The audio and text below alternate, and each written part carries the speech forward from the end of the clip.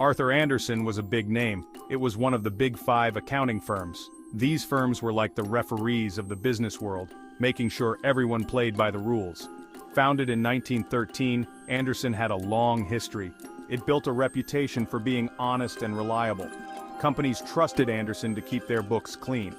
Andersen's job was to audit Enron. An audit is like a financial checkup. Auditors look at a company's money. They make sure everything is reported correctly. Think of it as making sure your little sibling isn't stuffing cookies in their pockets instead of putting them in the jar. However, somewhere along the way, Andersen took its eyes off the cookie jar. Instead of being the tough referee, Andersen got too cozy with Enron. They started to bend the rules. They looked the other way when Enron started playing dirty. Why? Money. The more business Enron gave Andersen, the more money Andersen made. Andersen was supposed to be the watchdog, but it ended up guarding the wrong house. Enron was a giant in the energy industry. It seemed unstoppable. But behind the shiny facade, something was rotten.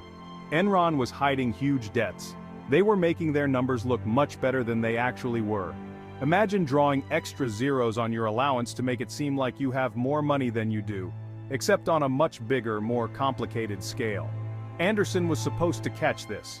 Their job was to spot these accounting tricks, but instead of blowing the whistle, Andersen helped Enron hide them. They approved Enron's shady accounting practices. This made it look like Enron was doing much better than it was. It was like giving a good grade on a test someone else cheated on. This couldn't last forever. Enron's real financial situation was a ticking time bomb. As Enron's lies grew bigger, it became harder to hide them. The house of cards was getting shakier by the day. Eventually, people started asking questions. Journalists, analysts, and even some of Enron's own employees smelled something fishy. The pressure was on, and Andersen panicked. They knew that if the truth came out, they would be in big trouble too. So they did something incredibly stupid. They started shredding documents, they destroyed tons of paper and deleted computer files. They were trying to cover up their involvement in the Enron mess. Imagine your sibling frantically trying to hide the evidence of the missing cookies, crumbs everywhere, but making the situation even more suspicious.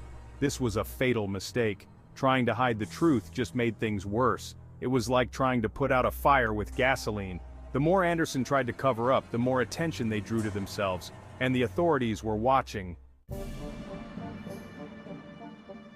The feds, specifically the Department of Justice, don't mess around. They launched a full-scale investigation into Enron and Andersen. The Securities and Exchange Commission, which oversees the stock market, also got involved. They wanted to know who knew what and when they knew it. Andersen was now in the hot seat. They had been caught red-handed. The evidence of their involvement in Enron's fraud was overwhelming. In 2002, Andersen was convicted of obstruction of justice for shredding those documents. It was a death sentence for the firm. Even though the conviction was later overturned on a technicality, the damage was done. Andersen had lost all credibility. Their reputation, built over decades, was shattered. The loss of their reputation was a fatal blow to Andersen. Clients fled. Nobody wanted to be associated with a firm that had been caught up in such a massive scandal.